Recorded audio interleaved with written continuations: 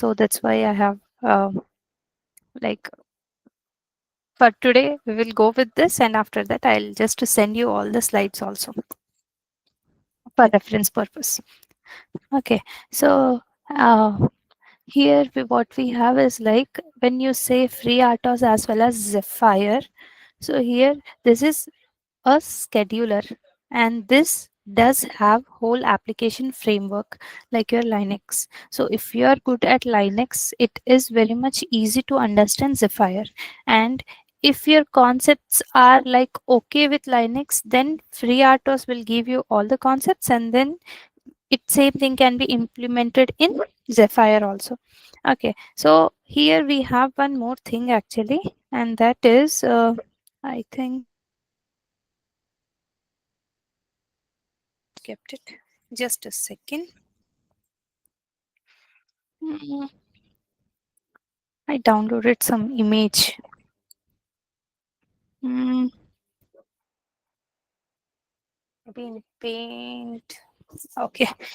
Okay. So basically, we have few features which we have in FreeRTOS. Okay, which we like those are the different things which we have in Zephyr also. But mm, okay, we'll start with the FreeRTOS and then only I'll say you about Zephyr. That will be okay, right? Yes, ma'am, it will be okay. Yeah, that will be okay. Why? Because I'm feeling like whether we are going on right track or not, because you are completely into Linux and I'm saying you about FreeRTOS.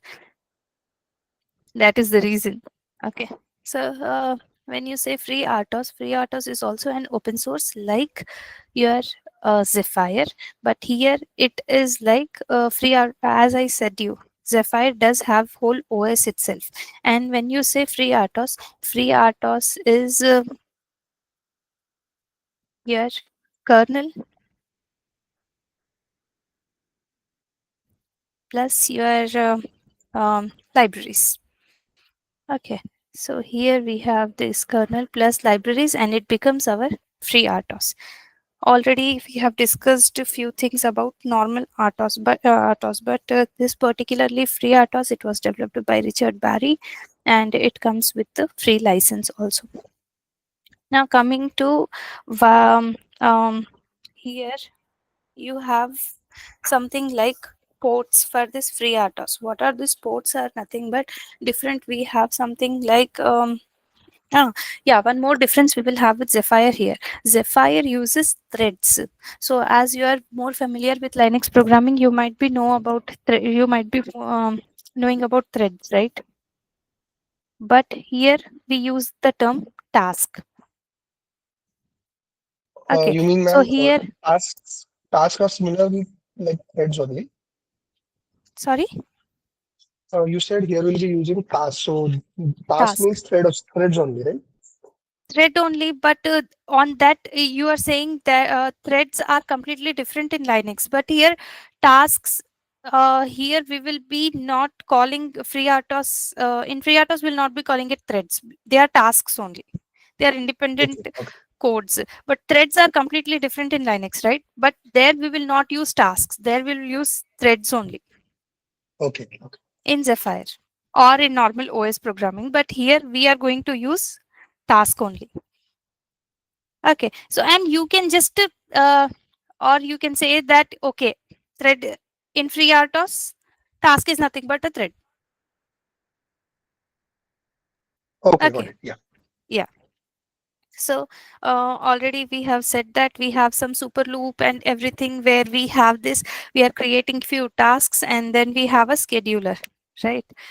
Which will start, and after it starts, we will have um our particularly RTOS will start. FreeRTOS will start. Now, what happens with this is we have few good things if we do it in this way using RTOS. One thing is modularity, right? It becomes very easy, and parallel development becomes so easy. So you can have team development, you can have different engineers working on different tasks, as well as we have modular things, as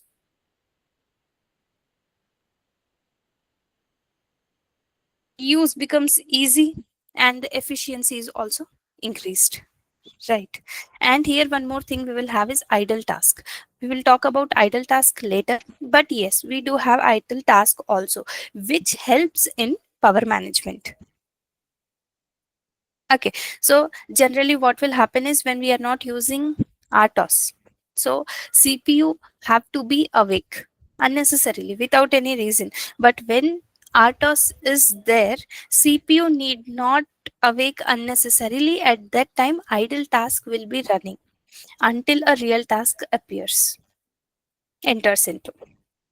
And we do have already we discussed that we have interrupt handling here.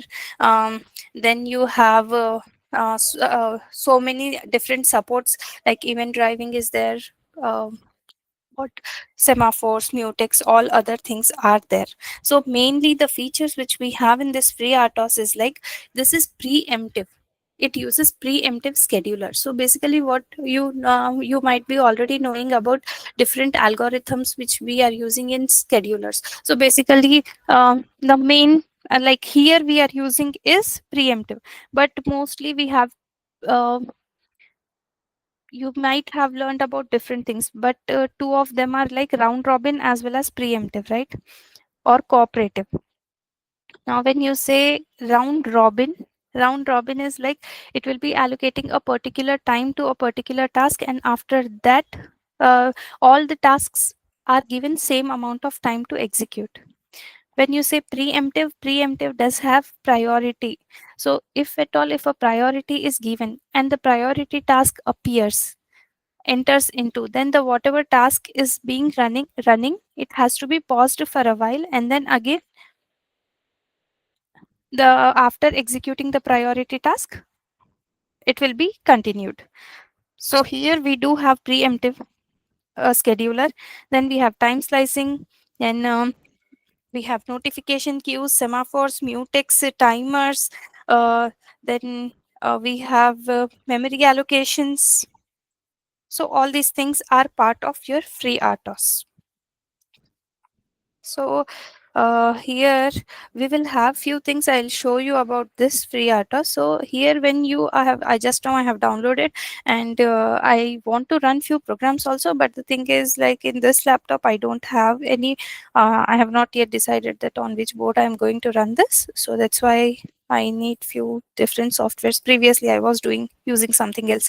So here we do have this free RTOS. Just now I downloaded. This is long-term support. Here we have FreeRTOS kernel. So if you go into kernel, here you can see examples, includes and portable files. So if you go into portable, you can find out different compilers here, and here you have include. In this include, you have main files which are needed for this kernel to run.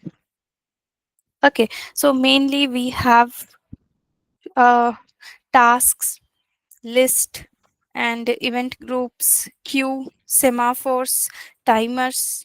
All these are like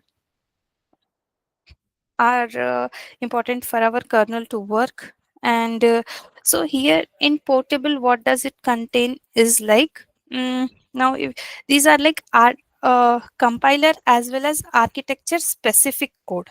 So here you call it as like port. Why you call it as port is nothing but free RTOS specific compiler and the processor which we are using. So in this particular free RTOS does have more than 20 compilers and more than 40 architectures. So combination of each compiler and architecture is one port. So when we are selecting a MCU or any processor, we will have to find out a port that which it supports, and then we need to download it. Okay. For example, if you are using something like a Cortex M4, ARM Cortex M4, and you are using IAR or GCC, then GCC plus ARM Cortex M4 is one port. And if you are using IAR plus ARM Cortex M4 is again one different port. Like this, we have different different ports in FreeRTOS. And the main file here we have is uh 1 minute. The most important file here we have is preconf. 1 second. I forgot where it is. Just a second. Yeah, this is the kernel. Okay, so here this is one of the things we will have to take care of while writing the whole code. Okay, all the things which we have to define will be in this FreeRTOS file only. This is configuration file and this is in header file. So we have to make sure that whatever we want to include has to be 90% of time, if at all, if it is not working, your code is not working properly, might be due to the configuration file. Okay, so this configuration file has to be properly initialized and we can modify this file. Okay, so here we will just go through this later again while writing programs, but what I would like to do right now is going to tasks back again such that it becomes like easy to understand and write programs also. Mostly tomorrow we will write few programs also such that it will be easy. Okay, uh, just a second. Yeah.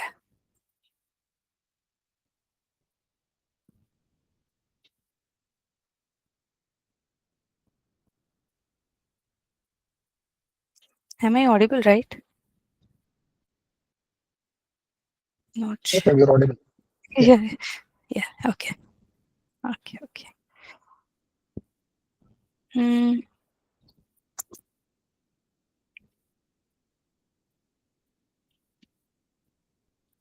e- Okay, okay. So coming to this file again, we will go with this file.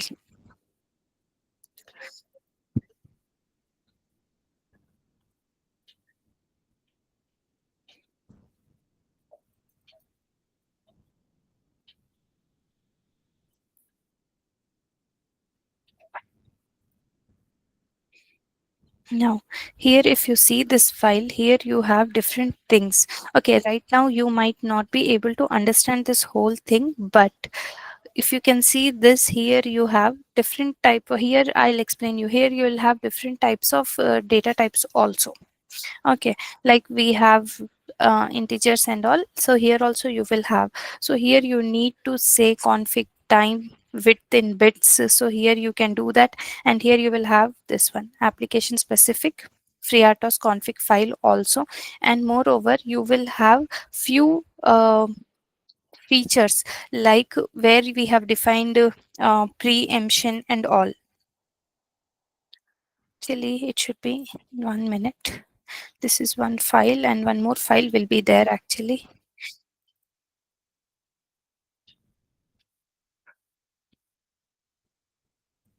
Okay, include only. Okay, 1 second. I need to search that one. Search the. Okay, maybe you might not be even understanding this as of now, but we need this. Okay, so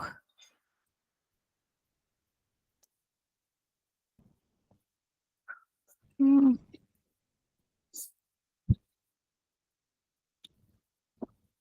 so here we have this one, config use task preemption disable or enable. So here while creating the project we need to enable it. Like that we will have something like what is the tick rate and everything. What is tick rate and everything, I'll just explain you. But just for now, all the macros which are defined in this particular configuration file, and we need to edit this configuration file. Okay, so you might not be aware of this, all these file, like this particular file, but we need to edit this particular file. Now coming to here, again we will come back here. So here the important files which we have are like tasks.c.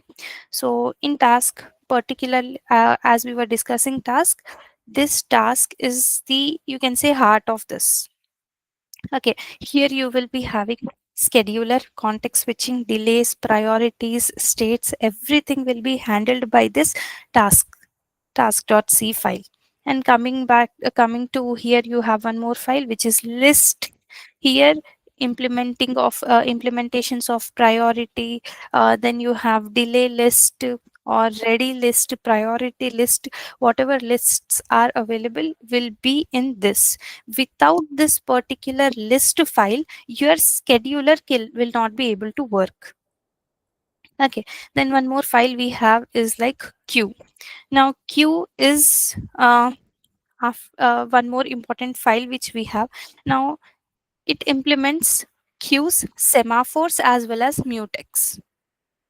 Okay, these three are in this particular file. And then obviously you know about timers. So timers we use, without timers will not be able to work on this whole thing. And then we have for synchronization we will have event groups. This particular file is for event groups. And for message buffers and everything, we have this message buffer or stream buffers. Okay, this portable file is also there. And so all this, these are whatever I said just now, these are the important file which are supposed to be included for sure. Okay, and then so can we modify all these files? We are not going to modify all these files except the configuration file. Only configuration file is the only file we will be modifying. Rest of it we will not. And here one more file should be there, and that should be related to your memory. Okay, no, not there. Okay, so maybe it might be in some other project or another folder. Okay, other than this, here we will have memory managements. So here we'll have 5 heaps, actually heap memory, but we will be using only one out of it, and that we will talk about when we are discussing heaps. Okay, so basically we have to include this particular folder path to our folder. Okay, include portable and this particular FreeRTOS kernel. Then you have include as well as portable. These two are the files which we need to add to our project when we are executing anything. Next, coming to here, we have few data types, as I said you.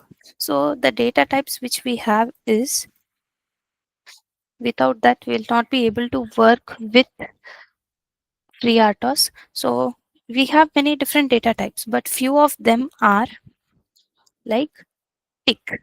Okay, tick type underscore t. Just manage with this capital letters.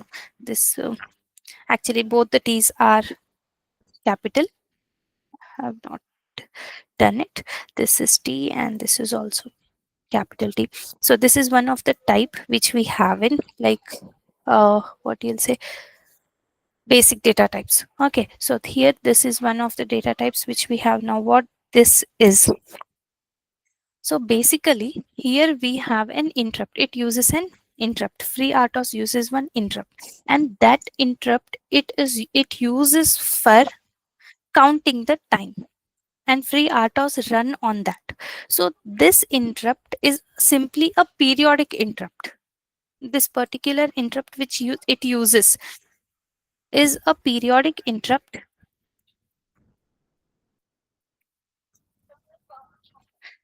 This is a periodic interrupt, and FreeRTOS uses this particular this is it. This uses it as tick interrupt. Okay. Now here what happens is the number of tick interrupts are counted. So it will be counted since the free RTOS application starts. So when it starts, as soon as the scheduler starts, here the free RTOS will start and this interrupts occur. And this is called tick count. So how many times the interrupt occurs, it will be counted. That count will be the measure of time. So that also can be configured in this config.h file. Okay, so now if you say that it is counting the time just it is generating a periodic interrupt and it is counting that particular interrupts. So this, the time between one interrupt to another interrupt, we call it as period. Tick period we call it. Okay, and for this particular time, we are taking the data type as tick type underscore t. Now what does this contain? This is used to hold the value of this tick value, tick count. So to hold the value of this tick count, we are using this data type. Okay, so this can be either 16-bit or you can say more than that, or if it is 32-bit 32-bit type or 16-bit type. Okay, and where we can configure this. Just now we have seen the file of FreeRTOS.h. Here at starting we had something like config 16 underscore tick type with this 16-bit. Okay, so this is not, but this is not the same thing. Why? Because this is width. We are not talking about width, but here we are talking about bits. So here if we search again, uh, we have like bit underscore ticks. If you see here only it is bit underscore ticks. Next okay,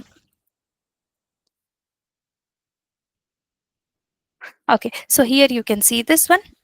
Now if not defined config type width in bits, then if config underscore 16 bits equal to 1, at that time it is taking it as 16 bits width, and else it is taking it as 32 bits. So here we are defining what type of the data count it should contain, the tick count it should contain in FreeRTOS.h, and this file we can edit. So that means we can give the what number of count it can hold, like 32 bits or 16 bits.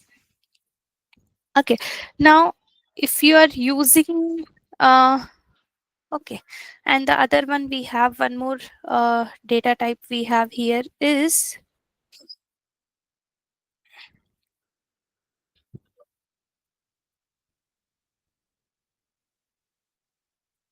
now one more question I have for you here.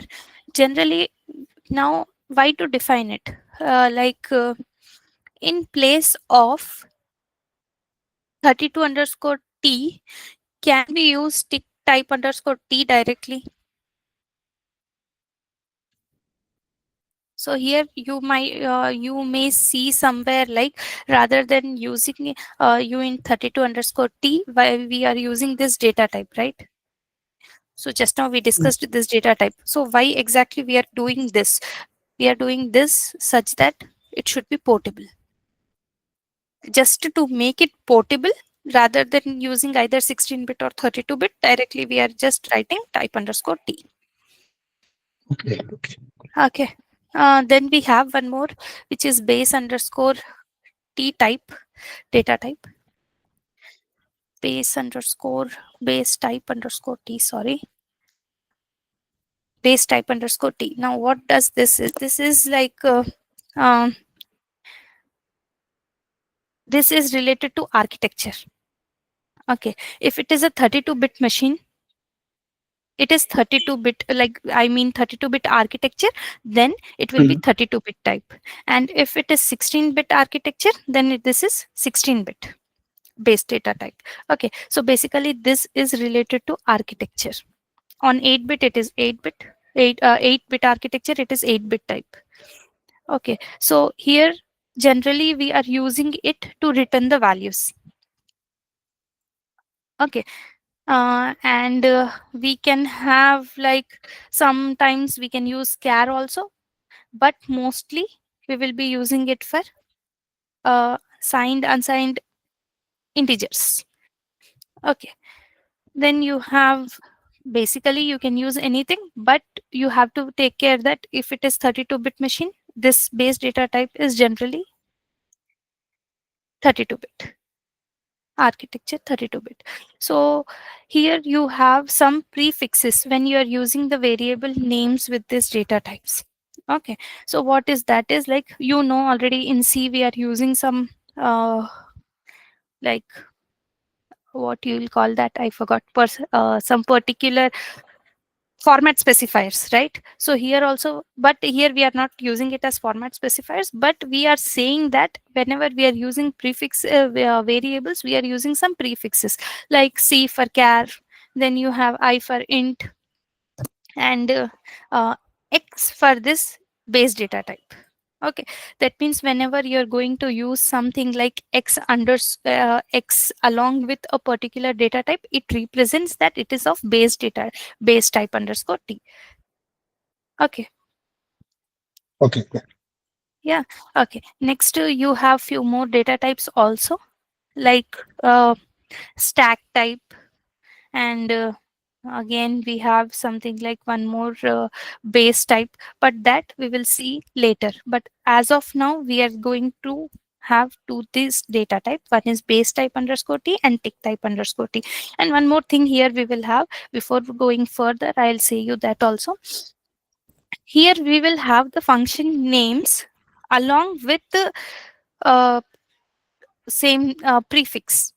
Okay, like if you are saying v function, like here we have data types, we are for variables we are adding a prefix, like that functions, for functions also we will be adding prefix. Like if you say one function is there and you say v function, so here it is nothing but this returns void. Okay, and if you say x function, just now we have said x is nothing but for x is nothing but a prefix for base data type, right? So here it represents that this will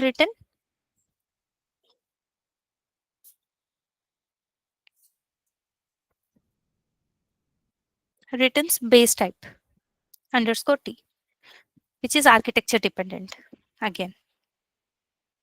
Okay, next if you have something like PV, here you can see PV. PV is nothing but PV function. So here it represents that this returns void pointer. Okay, and you have UC also. UC is for function actually, which is nothing but unsigned char. Okay, and if you have US, that means unsigned short.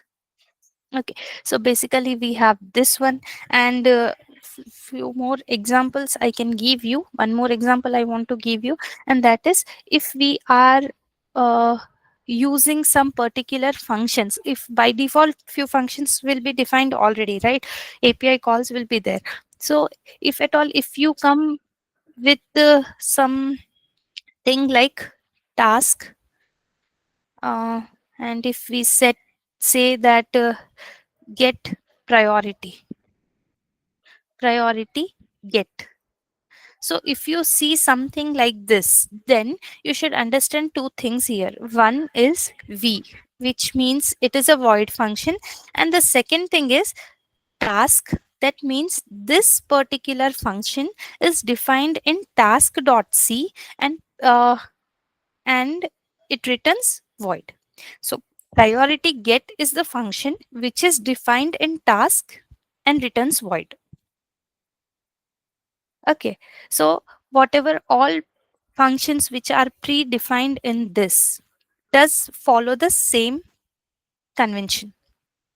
It might be queues or it might be timers, but you have to take care that here we will have either void or base data type or void pointer. So if you come across any of this, then it will be following same convention. If you see here task, it will be in task function. If you see queue, it will be in queue function. Here I can say that if it is vq, then it will be in queue function. And if I say timer also, if I say v timer, then it will be in that particular function, will be in that particular file. And here one more thing we have is like macros, how macros are defined. So macros are defined in capital letters, like in normal convention we follow in C, but before that again we have prefix. Okay, so if that particular macro is defined for a particular file, we will be adding that particular file in this. Like here we have one file called uh,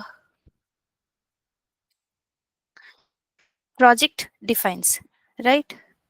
Okay, let's go inside this file and see.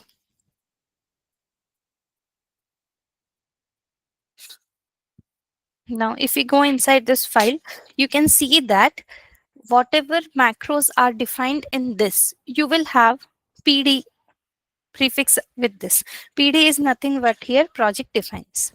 Okay, so here we have PD false. False is the macro we are using, so we are writing it in capital. So whatever macro you want to define, you can define in capital, but depending on which file you are defining, you need to add that particular thing also here, and then you can define it. Okay, let's see one more. Like we can see task only, or port we will see. Let's see task. 1 minute. But this is C file, right? We have hmm.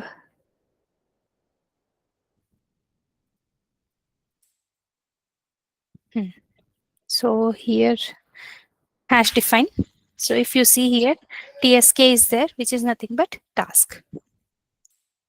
So macros must be defined it in this way. Now coming to task back again.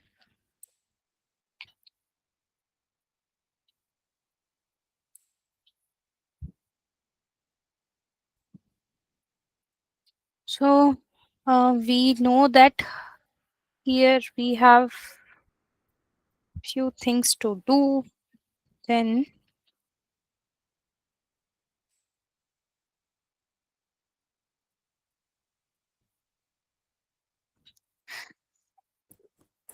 so what is task here? Tasks are nothing but they are functions. Okay, basically functions which are written in C. Like we are writing different functions here, also tasks are different functions. Already we said that we are simply creating some functions like task 1, task 2, and then we are calling it in main function and turning on your scheduler. So basically here tasks are nothing but functions. Okay, so here these tasks will have few a particular format. Okay, so that format we will talk about it later, but we will just write a small thing, like just for our understanding. I'll just write it down.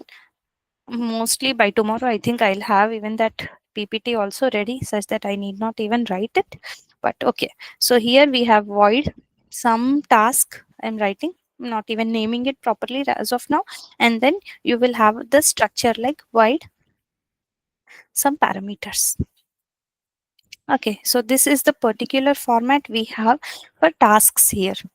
So to create a task, we are following this format. Now we know that a task is a, just now we said that task is a program. That means if it is a program, then it should have an entry point. Okay, it should have an entry point, but here we have seen that it should have an entry point, but it should not have an exit point, and it should not even have a return. Okay, so as we don't have exit point, obviously return will not be there. But along with that, it should have one more feature, and that feature is it should run forever within a loop. So whatever tasks we should write, it is not going to exit anytime. but it will be running forever in loop. Now, so as there is no exit, there will be no return. So now just we have to always take care that return, why this is not going.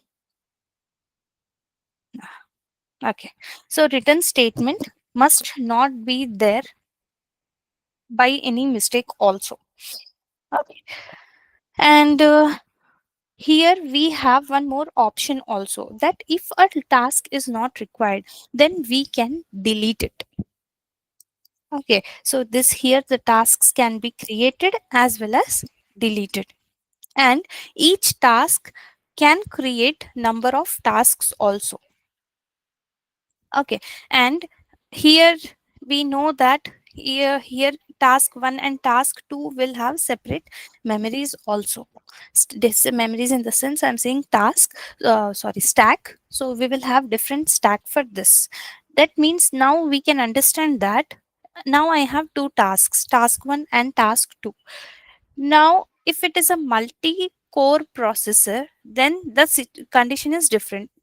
But if I say a single core, so then I have thing like only one task can run at a time.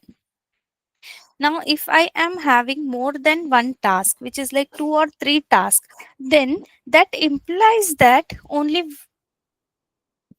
one can exist. The what about other? So here we have two states for task. One is running and the other is not running. Okay, so you can have, now you can say that either a task is in running state or not running state, or not running. If it is in running state, the other will be in not running state. If it is not in not running state, then the other task, like as I have said, only two tasks, but depending on how many tasks you have, only one particular task will be in running state and all others will be in non-running state only. Concurrently it cannot run. Why? Because as I said, this is not a multi-core. Even if it is multi-core, then if you have two cores or four cores, and if you have eight or more than 8 or 100 tasks to run on, all these tasks will not run concurrently, but you will have to be like, okay, four tasks can run at a time, and then next to four, and then next to four. So basically, whatever machine you take, or whatever um, RTOS you take, or whatever uh, number of cores you take, the tasks will be in running as well as in non-running state. Okay, now who will decide that which task has to run? Now I have task 1 as well as task 1, task 2, and task 3, and task 4 also we will add nothing. So I have now 4 tasks, and only one can run at a time. Now who is going to decide which task is to be run? So that is decided by scheduler. So scheduler's work is to decide which should go into running state next. Okay, so it gives the instruction to next task that after the task 1 execution completes, task 2 has to enter. Now it doesn't depend on the execution. Why? Because if you will say that the time task 1, I need some, if task 1 needs 100 milliseconds of time, so it cannot wait. Scheduler is depending on the algorithm of scheduler, like round robin or cooperative method or preemptive or many others. Depending on that, it will execute. Then 100 milliseconds, like if you're saying coordinator, at that time what happens is like task 1, after task 1 complete, then only task 2 will enter. But if we do that, it will not be useful here in RTOS. So it will have a particular time slice. Like if you say here it takes 100 milliseconds of time, task 1 takes, then if we have that if we have, our scheduler says that only 10 milliseconds time slice is for one task, then after executing 10 milliseconds, task 1 will have to leave it, and then task 2 will enter. After executing task 2 for 10 milliseconds, then task 3 will, and then, so here again what happens is like it is switching, right? First task 1 is in running state, and after that it went into non-running state, and task 2 is in running state. So here these transitions from not running state to running state, we call it as switched in or swapped in. Switched in or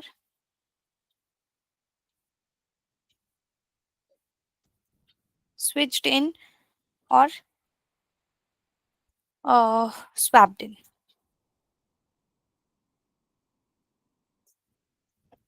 And when it goes from running to not running, then we call it as switched out or swapped out. The transitions we call it as switched in or switched out. Okay, and only scheduler is doing this particular in and out.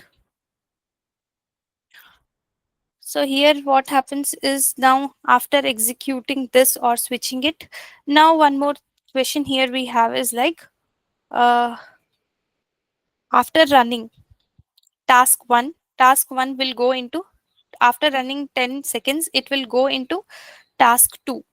After task 2 runs for 10 seconds, it will go to task 3, right?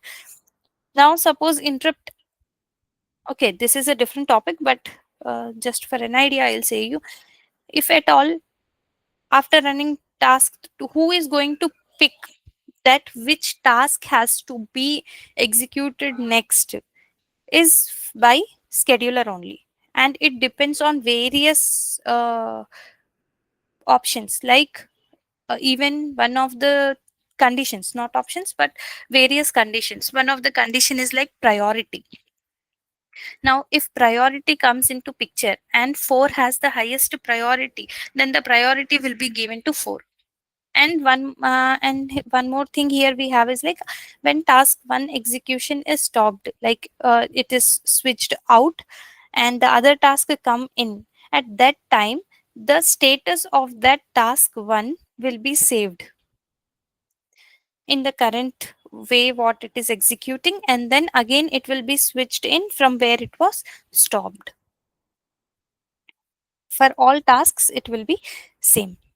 Now to create a task, here we have some functions, APIs. So we have various APIs, but some basic APIs we have is like X task create. Okay, this is one of the basic one we have, X task create. And one difference we will have this with Zephyr is, in Zephyr it uses K APIs. It doesn't use X API, but here it uses K API. Here we are using X. So maybe it will be something like K and K task create. Okay, or anything which is related to task, but basically it will do the same work like creating a task. Okay, so here we have X task create. We have various functions related to, we can have we will see about functions later, but just to give you an idea about how to create a task, we are using this. So it will create, we can use these functions directly actually. So what does this functions will have is, uh, wait, we will have task.c opened. Okay, here we have already, right? Okay, so here we should have even X task create also actually. So I'm searching that.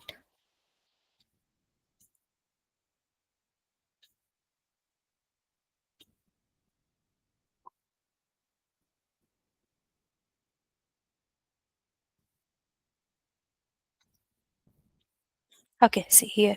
So here we have task creation APIs. From 284 you have this, and uh, I think okay. So here we have now. If you see this, here, this is the particular format of this base type xcreate API. So it has few parameters, and the uh, return type is like base type underscore t, which is architecture dependent. So here we have this.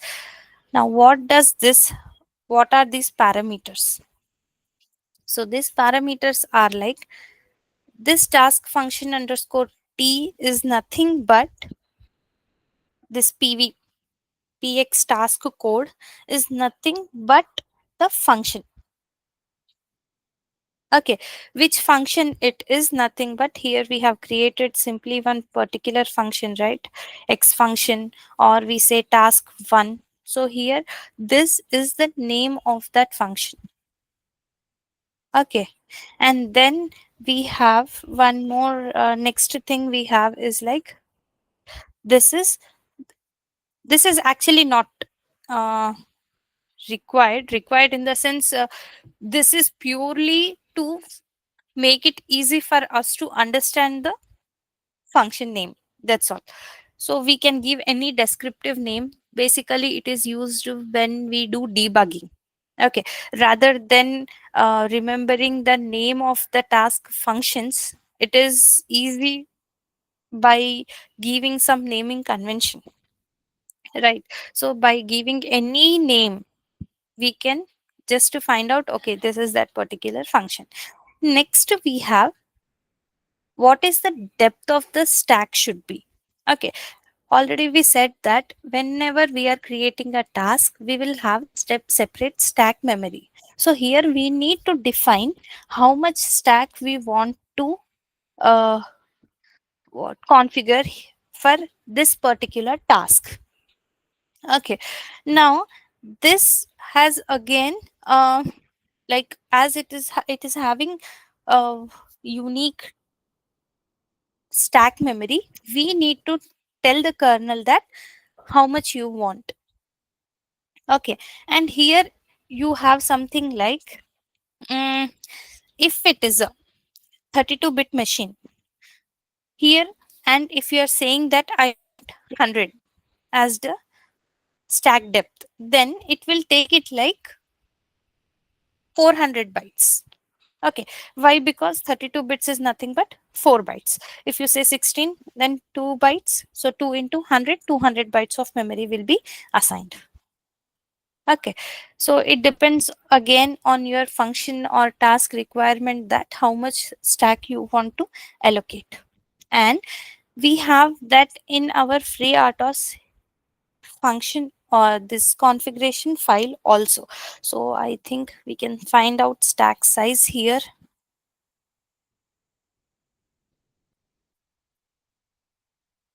It's not there. It should be there. Ah, see here, it is there. Okay, I have not written underscore. So configuration minimal stack size. So here we can say that how much minimal stack size is defined by default. Okay, so you can have a smaller value, or if you can have a larger value depending on your task. Okay, so how we are going to say that, we can only just when we are writing function, depending on the variables or uh, yeah, depending on the variables, we have to calculate our stack requirements, and then we can define that. Okay, and mm, by default, now by chance, if whatever size you are specifying, if that much memory is not available, it will not create that task. Okay, basically what we'll have is like, if task is created, it will return 0, and if task is not created, it will be like okay, here we may have that. Yeah, so task if it's created success, and if it is not created, then it will return false. So depending on the stack size, if that much stack is available in RAM, then it will create. If not, it will not create. Next, we have some parameters.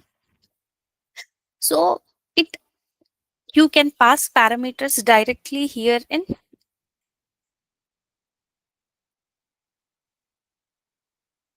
yeah, you can directly pass parameters inside this, and here we can pass that parameters. Next, we have priority. So priorities, different tasks will have different priorities. You can define the priority here. Okay, and here you will have again how many priorities you can have. You can say here. So here you have config max priorities, right? So config max priorities, we have to make sure that generally we should have as much less number of priorities as possible, such that it will work efficiently.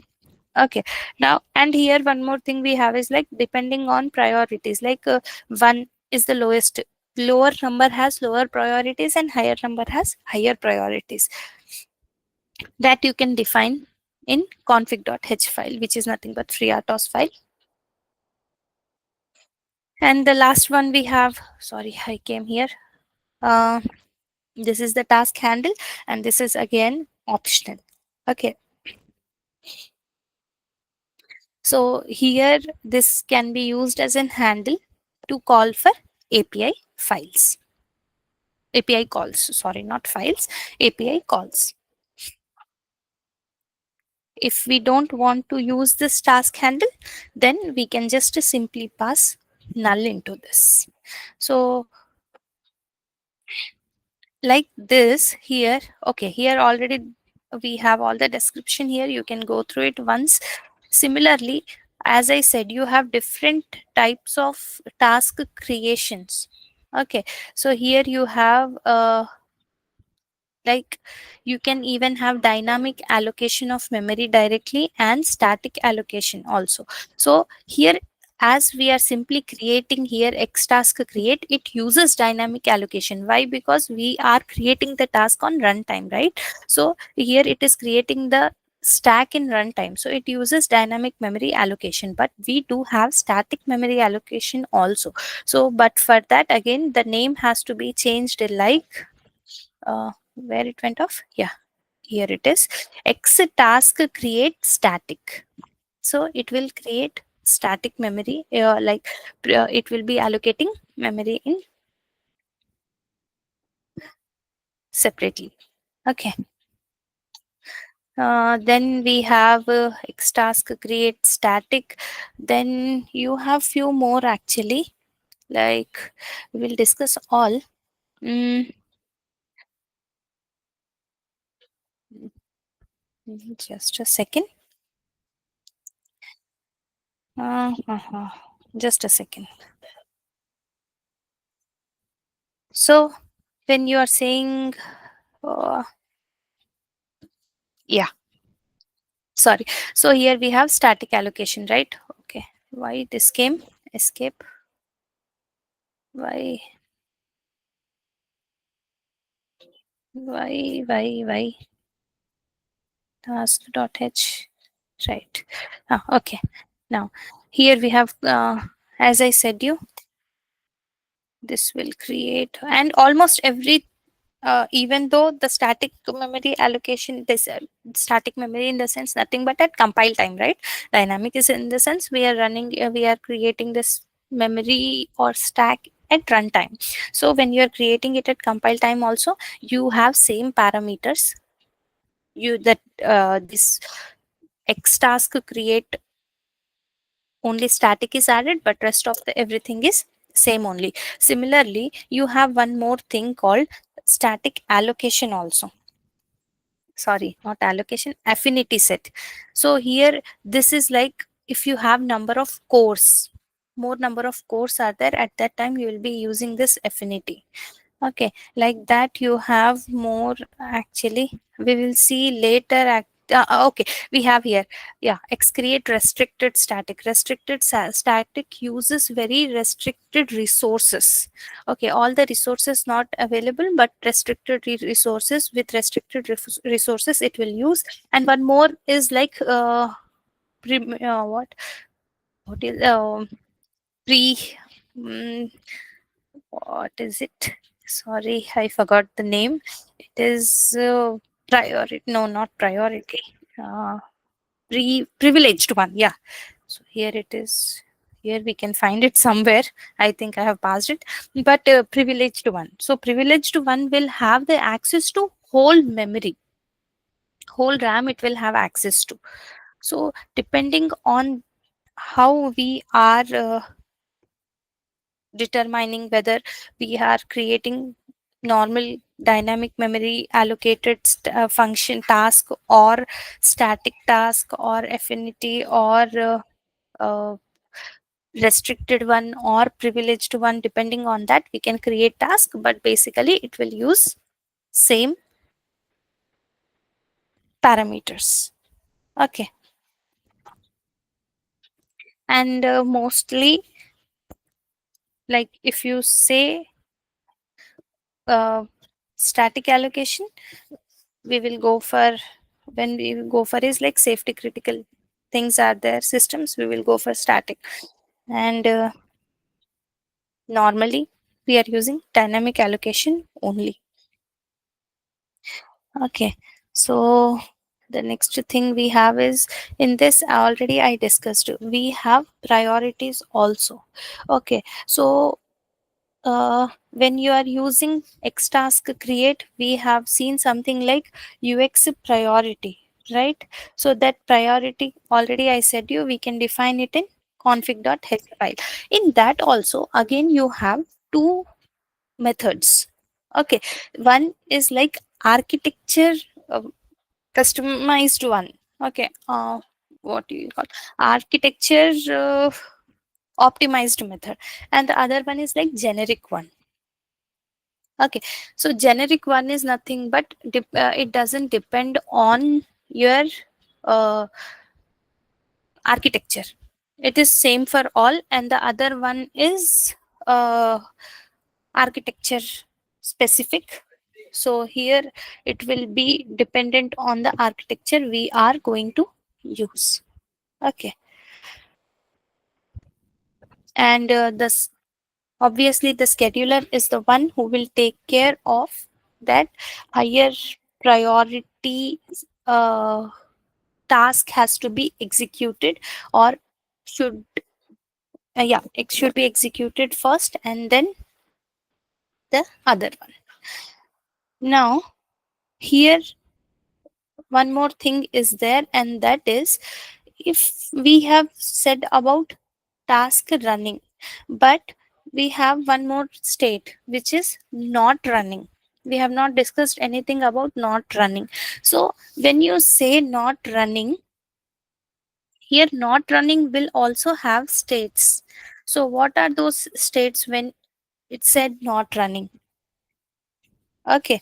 So not running and running, this is a continuous process, but when it is in not running state, in which state it is, you have various states in non running also, like you have blocked state, or you have suspended state, or you can have ready state. Okay. So any one of it, either the task should be in ready state, suspended state, or blocked state. Okay. So when it is ready, then you can say that it is ready for running. Okay. So suppose if you have something like it is ready only, but the time slicing doesn't allow it to run. So it will be like from running state, it will come into ready state again. Okay. So again, it will go into running state. Okay. So this is like ready running. Now suppose you have something like blocked state. Okay. So what is this blocked state? Blocked state is like you are waiting. Okay. You are waiting for some event to happen. Okay. Like if you say one of the simple thing is like delay. Okay, so delay actually is not doing anything, but it is blocking your function for some amount of time. So that is like temporarily we have blocked that particular function for 10 seconds. Okay, so after 10 seconds is executed, that blocked state will again come into ready state.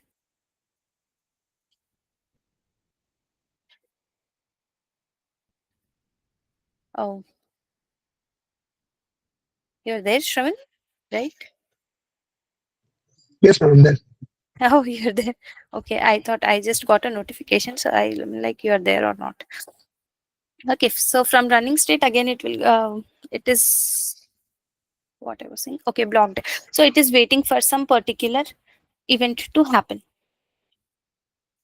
Okay. Or one thing other than delay is like, if you can say interrupts also. So if at all, if it has to wait for some interrupt to happen, to come again into ready state, then also it will be not running state or blocked state. So basically for any event to occur, if any it has to wait for some event to occur, it goes into blocked state. Okay, and then you have something like suspended state. Now this is like, you are using, you don't want to uh, like have a particular task. Okay, for some time, not completely. Why? Because if you don't want a particular task, you can completely delete it. But you don't want to delete it, but you don't even want it right now.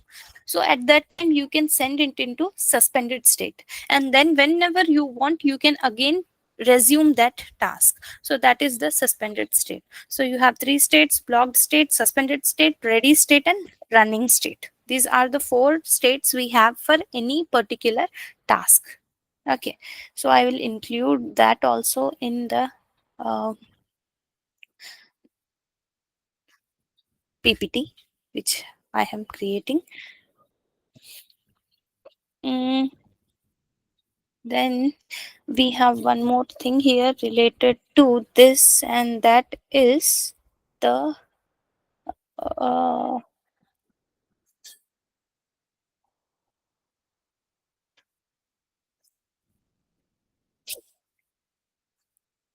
mm,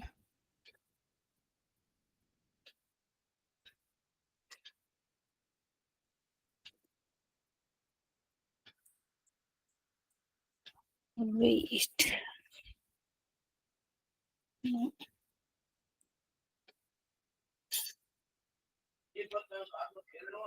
Okay, so here we have just discussed about this blocked state. Okay, so we said that if you are using blocked state, one of the way is like temporary delay. Temporary delay we can create using delay only. So here for this particular FreeRTOS, we have few APIs for delay also. Like you have X ticks to delay. Okay, X ticks, X ticks. Okay, X ticks to delay will generate particular delay. Okay, now if you say you might have written few programs, right, where you are simply passing some delay like 100,000. So depending on what value you are passing, it will generate that particular delay. Okay, so here what happens is like, if you are saying X ticks to delay, it will count ticks. Okay, so as I said you, whenever the free RTOS start, tick count starts. So if your count is at suppose 2000, then and at 2000 you have called this X ticks to delay, which is like you're saying 1000. Then this particular task will again comes into running state at 3000 ticks. So when the tick count becomes 3000, again this will become active. Okay, so here you will have different functions related to this also. Now it depends on your like whether you want to have with respect to ticks. Now if I don't want to have delay with respect to ticks, but I want to have something like I want only 100 milliseconds delay, because generally we don't talk like in tick count, right? I want this particular tick count delay. So that why we are not saying that is because your what this interrupt tick interrupt user can be set at particular hertz. Okay, so here you will have that frequency actually. Again, if we go back to this file, here you will have tick frequency also, frequency of period, frequency of period will be there. So here you can say, um here you can set actually.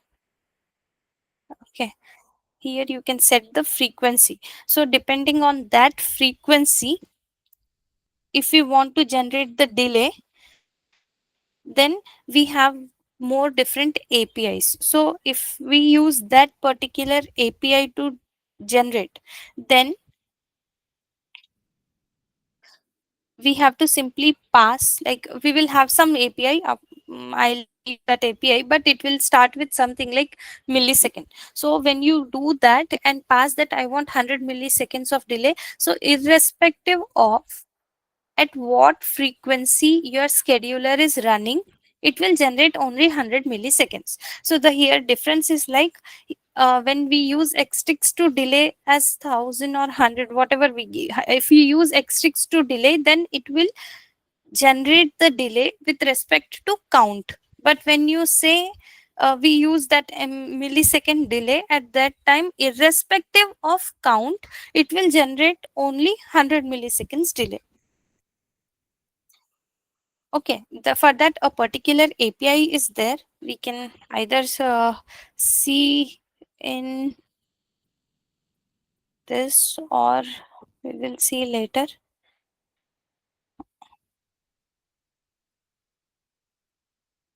Hmm, tick type. See, here it is. Here only it is there. Hash define PD ticks to millisecond, or PD millisecond to ticks. Okay, so it converts time in milliseconds to time in ticks. So here it is converting millisecond from ticks to milliseconds to ticks. Okay, and here it is converting ticks to millisecond. So anything we can use, if not directly we can use the ticks itself. Okay, got it. Yeah,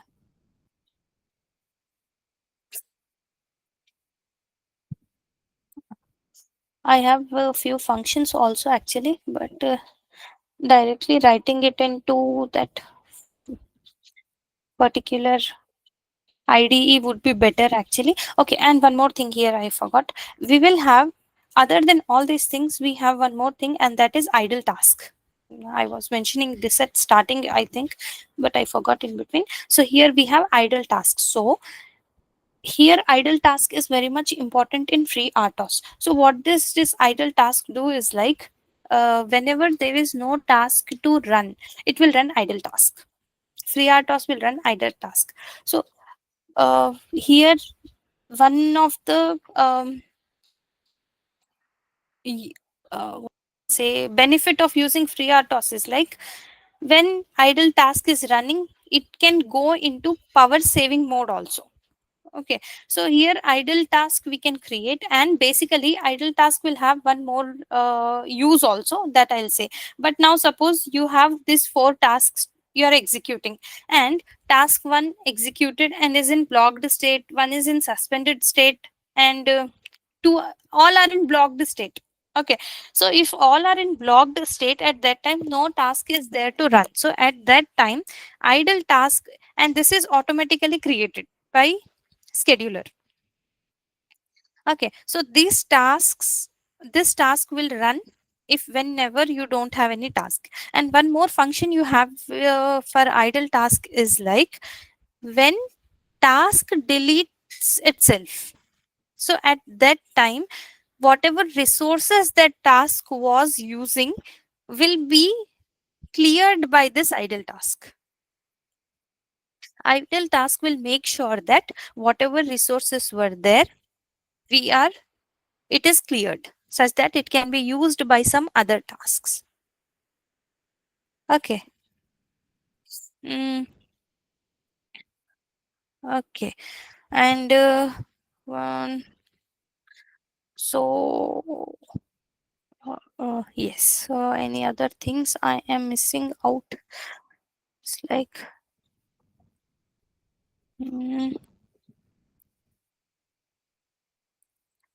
heaps we will discuss later. And uh, deleting task, it's simply some API is there to delete the task. We can see that also. While writing a program, we can do that. Tomorrow we'll completely write program only. And one more thing we have here is like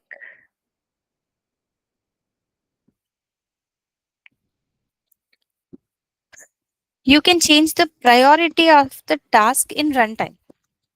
That also is possible. In that, for that also we'll write a program and see. Mhm. That's all from tasks, I think.